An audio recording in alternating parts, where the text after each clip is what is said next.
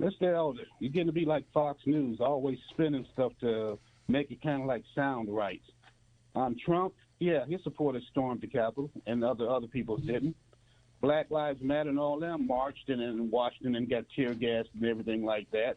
Trump cleared the area out so he could go over there and hold a Bible up. So I hold no anything for Trump, good or bad, because the man's a con artist. So I guess he watched The Music Man a lot to learn how to be a con artist. So you go ahead on with your carny. Y'all can go skip whatever you want to do off into the sunset together. Have a good day. 888-971-SAGE, 888-971-7243. I am Larry Elder. We are ReliefFactor.com studio. I just had a gentleman in here who's a comedian, and he asked me, how did I deal with this venom that comes, quote, from your own people, close quote. I'm assuming the gentleman who just made that call is black. And I said, it's quite easy. I said, it depends on your mindset. And I said, I have a mindset that allows me to deal with this quite easily. I said, I feel sorry for people like that. And I feel sorry for the guy who just now called me.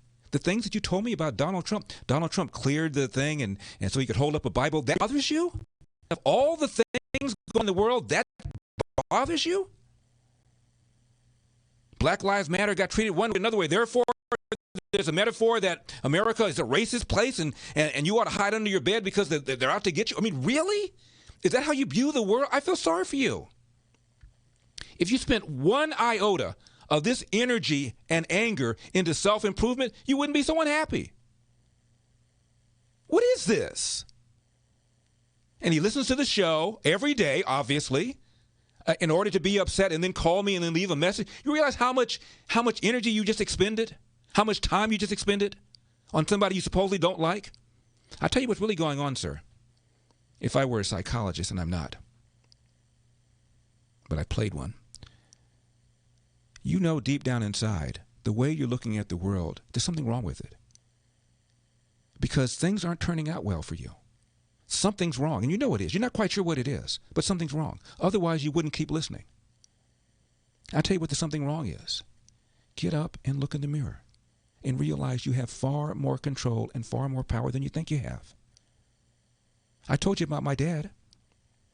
My dad left school when he was in the 8th grade. And when I was a kid, my dad would go to school at night. I thought everybody's father went to school at night. I remember telling my mom, when I'm Dad's age, am I going to be going to school too? And she goes, well, no, your father didn't go to school. And she told me what was going on. I didn't realize later on how bold it was for somebody that old to go to night school and sit next to 17, 18, 19-year-olds. My uncle later on, who's a very good friend of my dad, said, it takes a strong person to do that. I had no idea. And my dad went to night school to get his GED, and then he went to trade school to learn how to do shoe repair, and he also went to trade school to learn how to operate a small restaurant.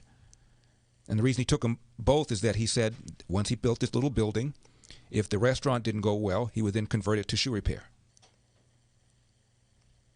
My father cleaned toilets until I was 10 years old. My father didn't open the business, by the way, until he was 47 years old. That is usually 20 years after somebody normally opens up a business. The average person who opens up his or her own business does so at the age of 26. My dad was 47. If anybody had a right, sir, to be BMW about the world, about America, about white people, it is my father. But he spent his time, not anger, not yelling at other people who disagree with him politically. He spent his time on self-improvement. I feel sorry for people like this. You're being conned. You're being conned by people like Maxine Waters, by people like Al Sharpton, both of whom are multimillionaires, live in multi-million-dollar places, where mostly white people, by the way, telling you that you're held back because of systemic racism. It's a con. I look at all these rich people on CNN and MSNBC, people like Don Lemon, Joy Reid, Van Jones.